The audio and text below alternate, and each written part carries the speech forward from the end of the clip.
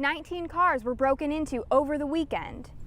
Then another 5 were hit on Monday, making 24 altogether.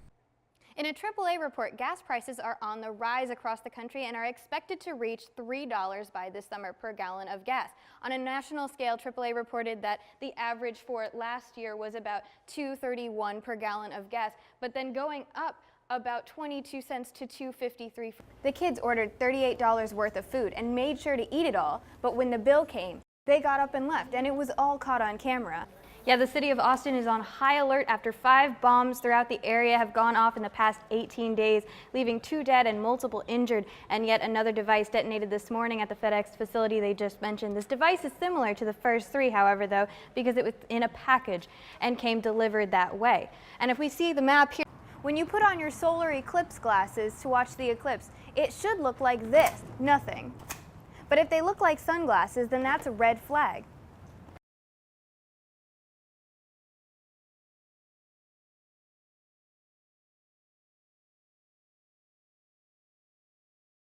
The waste management company Okra is now accepting your old Halloween pumpkins and giving them new life as compost.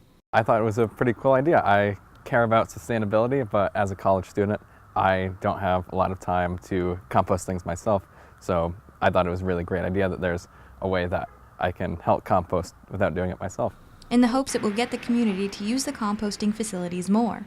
I definitely support composting. Back home, I compost all my fruits and vegetables, and I wish I could do it here at school. But the food that we get goes right in the birds that you see out back there. We'll just mix it with that and just let it set. The pumpkins and other food waste go through a process over a few months, getting mixed with yard waste until they reach a certain temperature. When it's that high, when it's like 170, 80, oh yeah, he's cooking. He's going good. Turning your Halloween pumpkins into something like this mulch that could fertilize your gardens throughout Syracuse for the next few months. Okra's facilities will take pumpkins through November. Reporting in Jamesville, Jessica Torricelli, NCC News.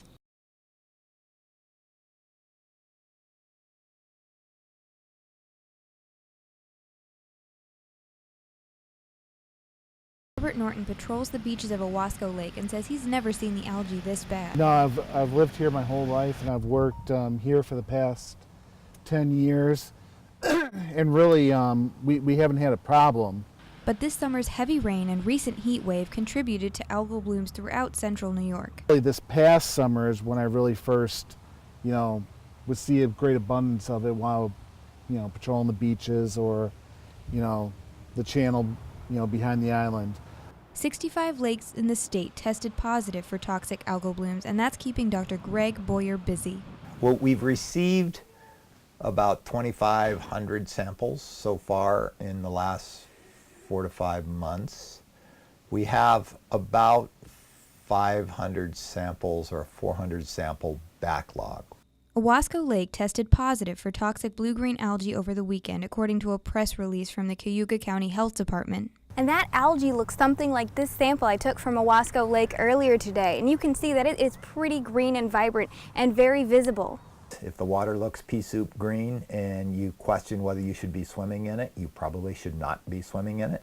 Boyer says those living around the lakes are at the most disadvantage. What we really worry about is these blooms float to the surface, the wind blows them up on the shore. This is where people walk their dogs. Many of the camps around these lakes, they have a water intake that's maybe 10 feet deep water right off their shore, and so these blooms are being blown right over the top of their water intakes, and they're sucking it into their house, leaving the locals to wait for colder temperatures to kill off the algae. Reporting in Auburn, Jessica Torricelli, NCC News.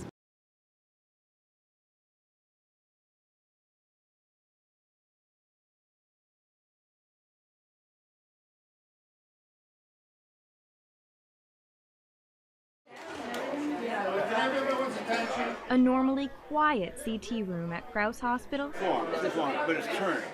is bustling as this 2,000-year-old patient got his first checkup in over a decade. 10, a mummy from the Cazenovia Public Library, had 3 new biopsies today. We just want to humanize Hen. He's not just a mummy, he's a person who lived a long time ago. And this is a way for people to know more about him. So that's why we're seeing those white spots. Doctors hope to learn more about how Hen lived and died. Back in 2006, they found a tumor in his leg and issues with his lungs. In the last 10 years, they've upgraded the equipment, and what was at that point a 16 slice or 16 detector scanner is now a 320 detector, and all that additional information is now derived when we scan the chest, scan the body. Samples of DNA will be collected, and the biopsies will be sent to a pathologist for testing over the next few months. She's placed them into a special solution that we've learned is the best for putting mummified tissue into, because it rehydrates the tissue, and then it begins to reassume its original condition. Using modern technology to solve history's mysteries. In Syracuse, I'm Jessica Torricelli.